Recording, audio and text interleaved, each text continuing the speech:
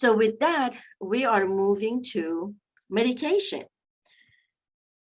Medication is actually what brings, has the most impact on oral health.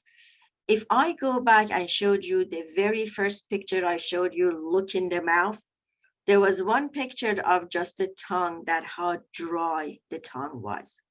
The dryness, 90% has to do with different medications, maybe less, 85 or 80%. I say 85.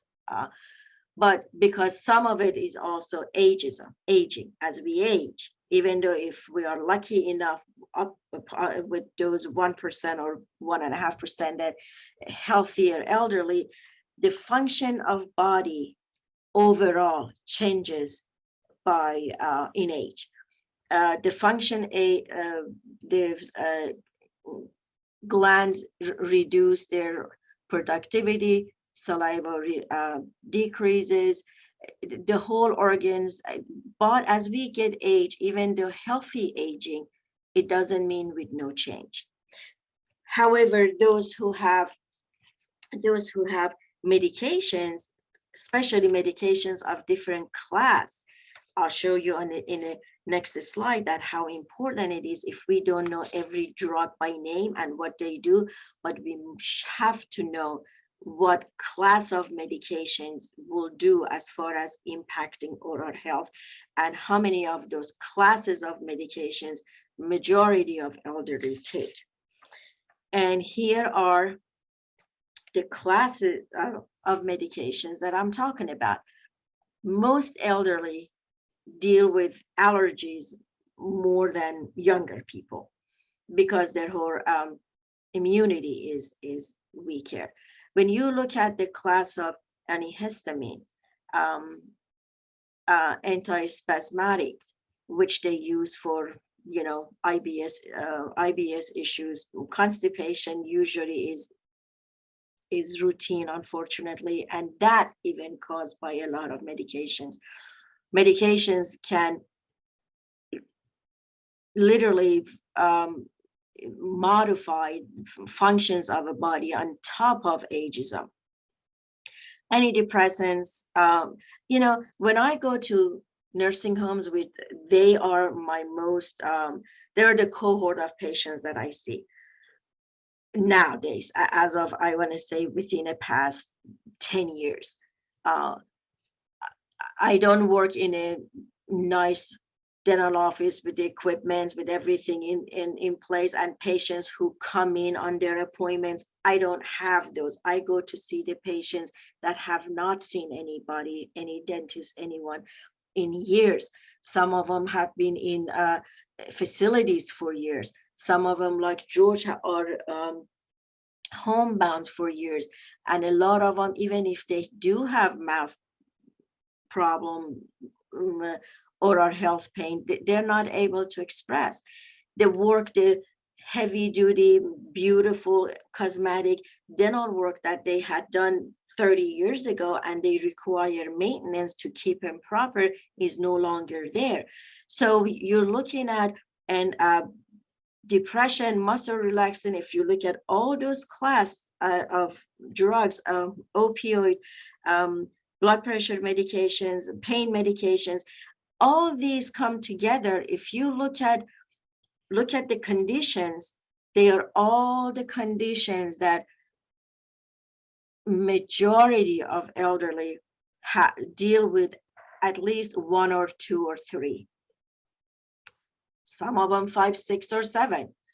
But look at the oral health impact of these medications. If you look at it, most of them cause dry mouth. Majority of them cause, and dryness is the one that causes cavities, causes gum disease. If they are wearing dentures, which you have to note, by the way, if they are wearing dentures, we get to that. I'll tell you why. Those removable teeth, they usually cause oral lesions, ulcers, candidiasis. I mean, you name it, with with elderly that are not, their mouth is not looked at, they suffer in silence. So it is very important to be able to bring oral health in our age-friendly health system. That's one example of this lady. She had a long bridge here.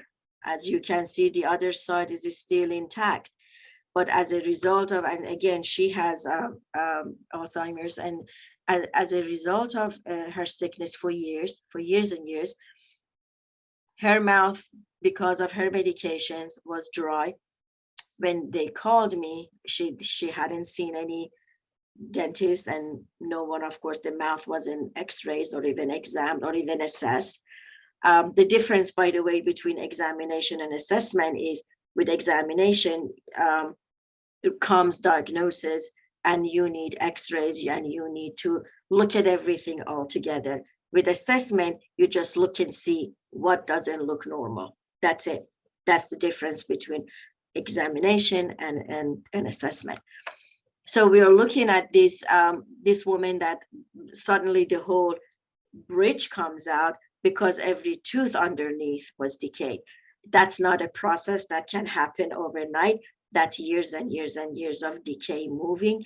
And at the time she was checked into to this facility, I'm sure the dental box was checked okay. And who checked it, who saw it, what they were looking for, we don't know. And in this case, this actually is this man has is going through cancer treatment. And as a result, he has a lot of cervical caries, and that usually is typical of cancer treatment because the dryness is a lot. And that's where usually the plaque sits. The plaque sits in between the teeth at the gum line. And right at the site of accumulation of a plaque, that's where caries sit. So when you have patients that you know is going through chemo, it's okay to say, oh, by the way, make sure you see, or if they are traveling, if they can't, they have to see their dentist every 3 months, or if they don't want to do that, oh, I don't have insurance or I can't pay for it, which is a huge part of the access to care, access to oral care. The least they can do is you can recommend is to use mouthwash with fluoride or brush their teeth at the gum line. Just simple things that can actually avoid things early on. Here is another caused by medication. This woman in a facility, she takes a couple medications before she sleeps. She has sleep apnea. She has behavioral management. So she gets a couple of those medications that just are sedative. She gets up in the middle of the night. She is also in assisted living, so she doesn't have a carer staying with her all the time. She gets up to go to the bathroom. She falls. We don't know what time she got up, how she felt, what she hit. She was found on the floor by the nurse about 5:30, 6 o'clock in the morning, because I got the call 8:30 in the morning. And when I went in, of course, they saw the bruising and all that. This picture I took later, as you can see, the pictures were, the bruising were kind of fading, but she was still uncomfortable.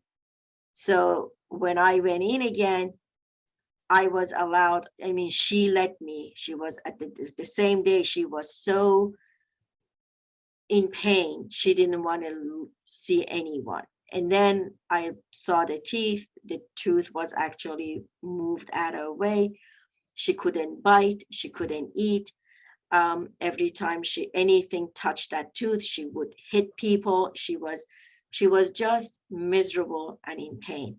And of course, she couldn't say what is wrong, but nobody, the family, caregivers would see just her unfriendly behavior, that she was yelling, screaming, cursing, and anybody came near her face, she would just basically hit them. But it's very important for them, for us to see why their behavior suddenly changed to that extreme. And pain usually is a good cause, good reason, I must say.